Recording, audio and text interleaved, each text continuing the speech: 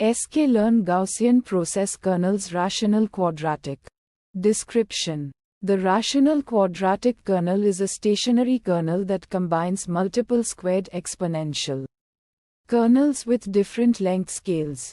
It is a generalization of the squared exponential kernel and allows for more flexibility in modeling data with varying degrees of smoothness. Inputs: X the input data, typically a 2D array of shape n samples. N features. Y the output data, typically a 1D array of shape n samples. K the kernel matrix, a 2D array of shape n samples. N samples containing the kernel values between all pairs of input data points. Steps: compute the squared Euclidean distance between all pairs of input data points. Apply the rational quadratic kernel function to the distances. Metrics: mean squared error MSE measures the average squared difference between the predicted and actual values.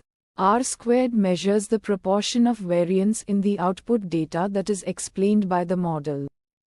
Visualization plots: kernel matrix plot visualizes the kernel values between all pairs of input data points.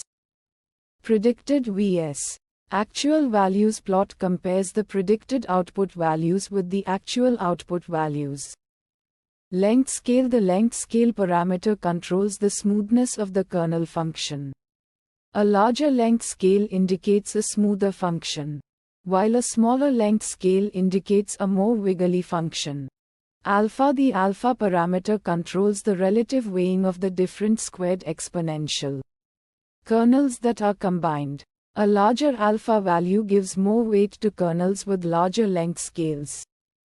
Predictive variance provides a measure of the uncertainty in the predicted output values.